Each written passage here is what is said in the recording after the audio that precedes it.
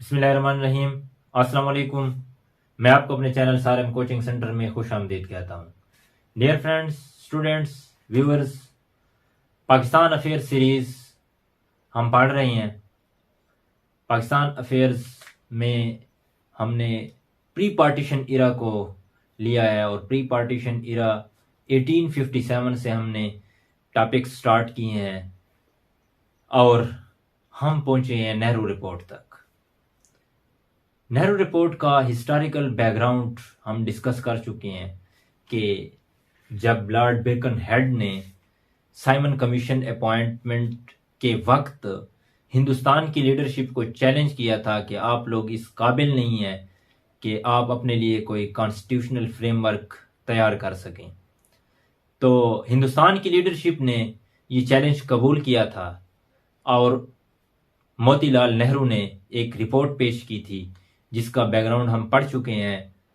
और आज उस रिपोर्ट जो उसने रिपोर्ट पेश की तो उसमें क्या क्या रिकमेंडेशंस की गई, क्या क्या बातें पेश हुई, क्या क्या फ्यूचर कॉन्स्टिट्यूशन के लिए कौन सा फ्रेमवर्क तैयार हुआ, कौन से मुतालबात रखे गए, वो आज हम डिस्कस करने वाले हैं। तो आइए चलते हैं अपने टॉपिक की तरफ।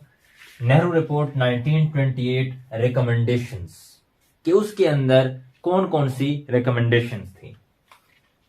सबसे पहले हमारे पास थी कि India should be given the status of dominion, कि इंडिया को डोमिनियन स्टेटस दिया जाए। डोमिनियन स्टेटस इंडिया को मिलना चाहिए, यूनानिमस डोमिनियन स्टेटस मिलना चाहिए इंडिया को। पहले तो बात की गई थी दूसरी मीटिंग के अंदर नेहरू रिपोर्ट की कि या तो उसकी डोमिनियन स्टेटस की बात की जाए या फिर जो है उसको कंप्लीट इंडिपेंडेंस, लेकिन वहां पे फिर इस पे इख्तिलाफ खत्म हो गया कि कंप्लीट इंडिपेंडेंस को छोड़ते हैं और इंडिया को जो है डोमिनियन स्टेटस दिया जाए, वो मिलना चाहिए। ठीक है। नेक्स्ट जो नेहरू रिपोर्ट के अंदर रिकमेंडेशन दी गई कि इंडिया शुड बी गिवन या India shall be federal system, there shall be a federal system of government, कि यहां पे सिस्टम जो है वो फेडरल सिस्टम होना चाहिए, फेडरेशन होना चाहिए, फेडरेशन का सिस्टम जो है वो डेवलप होना चाहिए। तो फेडरेशन का सिस्टम जो होता है ये इसको जो है कामयाब तरीन सिस्टम माना जाता है और ये सिस्टम, ये फेडरेशन दरअसल डिस्ट्रीब्यूशन होती है पावर्स की, डिस्ट्रीब्यूशन ऑफ पावर्स।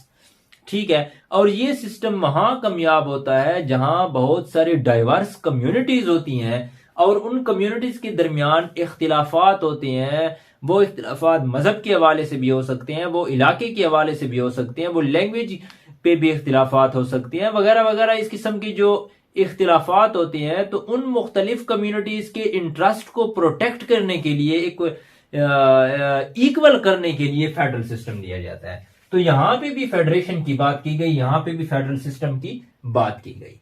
ठीक है। नेक्स्ट रिकमेंडेशन थी कि यहां पे पार्लियामेंट्री सिस्टम होना चाहिए, रेस्पॉन्सिबल गवर्नमेंट होनी चाहिए, फेडरेशन सेंट्रल फेडरेशन होनी चाहिए सेंट्रल लेवल पे और प्रोविंसेस की लेवल पर।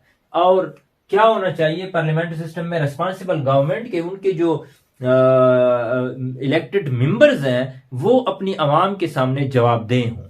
तो ये रिकमेंडेशन थी नेहरू रिपोर्ट के अंदर। ठीक है। फोर्थ पे उन्होंने कहा कि mostly function should be assigned to the provinces and residuary powers to the centre, यानी कि residuary powers given to the should be given to the provinces. ठीक है। कि मरकज के पास कम से कम पावर होनी चाहिए, मरकज को उन्होंने कहा कि इनको जो है कम पावर देनी चाहिए और सूबों को जो है खुद मुख्तारी और सूबों को सबसे ज्यादा पावर मिलनी चाहिए। ठीक है। ये एक नेहरू रिपोर्ट के अंदर एक रिकमेंडेशन थी। उसके बाद पार्लियामेंट की बात की गई और पार्लियामेंट में कहा गया कि पार्लियामेंट फ्यूचर कॉन्स्टिट्यूशन की वो बाई कैमरल होनी चाहिए जिसमें आपके पास अपर हाउस आता है, ठीक है, और दूसरा जो है आपके पास लोअर हाउस आता है। आपका upper house house of states इस तरह, और लोअर हाउस जो होता है वो आपका हाउस ऑफ रिप्रेजेंटेटिव्स होता है। इसकी बात की गई कि नेहरू रिपोर्ट के अंदर कि जो हम फ्यूचर, हमें कॉन्स्टिट्यूशन दे फ्यूचर के अंदर, तो उसमें जो पार्लियामेंट हो वो बाई कैमरल हो जैसे अगर आज के पाकिस्तान के साथ इसका मवाजना करें तो जिस तरह हमारी जो सेनेट है पार्लियामेंट के अंदर वो अपर हाउस है हमारा, और जो नेशनल असेंबली है वो लोअर हाउस है। ठीक है, तो उस वक्त भी इसकी जो स्ट्रेंथ थी, जो तादाद थी, वो भी डिफाइन की गई कि जो आपका जो अपर हाउस होगा उसकी जो मेंबर्स हों वो 200 हों। ठीक है, ये तादाद रखी गई। और जो लोअर हाउस है आपका, जैसे हमारा जो नेशनल असेंबली है, जिस हाउस ऑफ रिप्रेजेंटेटिव है, हाउस ऑफ रिप्रेजेंटेटिव की जो उन्होंने स्ट्रेंथ बताई, जो तादाद रखी गई, फिक्स की गई, वो 500। तो इनकी तादाद भी यहां पे वाजे कर दी गई और ये बताया गया कि पार्लियामेंट बाइकैमरल होनी चाहिए, जिसमें अपर हाउस की तादाद 200 हो और जो आपका लोअर हाउस है उसकी तादाद 500 होनी चाहिए। ठीक है, उसके बाद आ गई बात गवर्नर जनरल की। ठीक है, कि governor general appointed by crown, कि गवर्नर जनरल जो होगा उसको अपॉइंट कौन करेगा, उसको जो है उसको गवर्नर जनरल को अपॉइंटमेंट जो है वो ब्रिटिश क्राउन करेगा, उसकी अपॉइंटमेंट जो है क्राउन करेगा।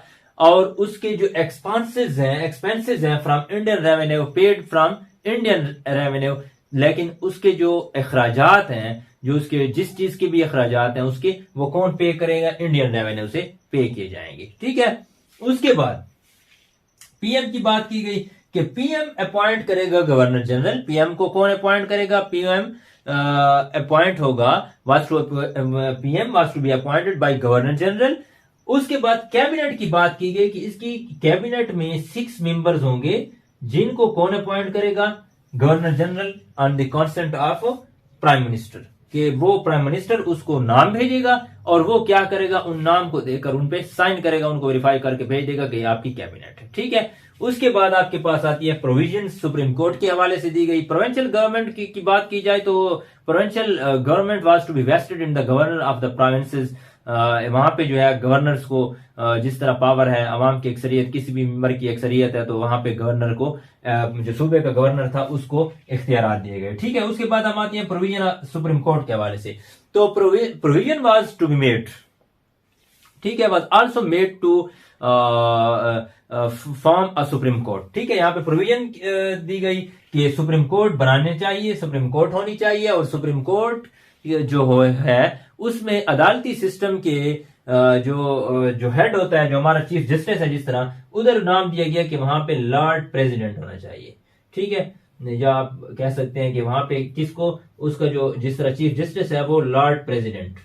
ठीक है, और लॉर्ड प्रेसिडेंट की जो अपॉइंटमेंट है वो कौन करे, अपॉइंटमेंट प्रेसिडेंट लॉर्ड की वो करेगा जो आपका जो अदालती सिस्टम के लिए लॉर्ड प्रेसिडेंट चीफ जस्टिस को मुंतखब करेंगे। गवर्नर जनरल के पास ये इख्तियार दिया गया कि इस लॉर्ड प्रेसिडेंट को जो है आप मतलब वो करेंगे, अपॉइंट करेंगे। ठीक है, उसके बाद फंडामेंटल राइट्स की भी बात की गई नेहरू रिपोर्ट के अंदर।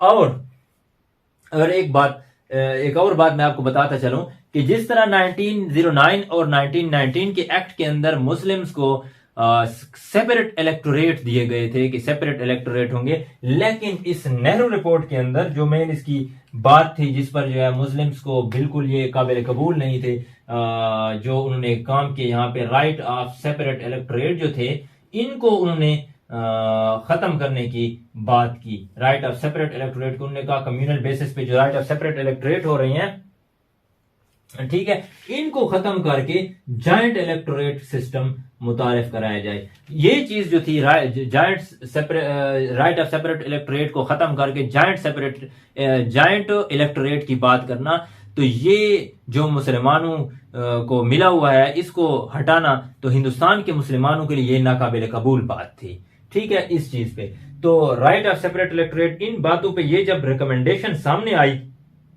किसकी तरफ से, नेहरू रिपोर्ट की जो रिकमेंडेशन आई, ये रिकमेंडेशन जब आ गई तो बहुत सी बातें थी इस राइट ऑफ सेपरेट इलेक्टोरेट के अलावा, और भी बहुत सारे एतराजात थे या और भी बहुत सारी डिमांड्स थी मुस्लिम्स की जो यहाँ पे नहीं लिखी गई, जो यहाँ पे बयान नहीं हुई, जो वो मांगना चाहते थे। तो फिर इधर जो है एक और सिस्टम या एक और आप कह सकते हैं कि इंसिडेंट या एक और इवेंट होता है कि कायद आजम जो ऑल इंडिया मुस्लिम लीग के जो प्रेसिडेंट है या ऑल इंडिया मुस्लिम लीग के जो लीडर हैं वो फिर 14 पॉइंट्स लेके आते हैं इसके अगेंस्ट। ठीक है, वो इसलिए लेके आते हैं कि मुस्लिम्स की जो डिमांड्स हैं वो भी ब्रिटिश गवर्नमेंट के सामने रखना चाहते हैं कि जो नेहरू रिपोर्ट पेश की गई है, हमारे भी कुछ डिमांड्स हैं जो वहां पे उन्होंने स्किप कर दी हैं, तो अपनी डिमांड्स को उन तक पहुंचाने के लिए कायद-ए-आज़म मोहम्मद अली जिन्ना ने क्या किया, अपने 14 पॉइंट्स पेश किए। इंशाल्लाह नेक्स्ट लेक्चर के अंदर हम कायद-ए-आज़म 14 पॉइंट्स डिस्कस करेंगे।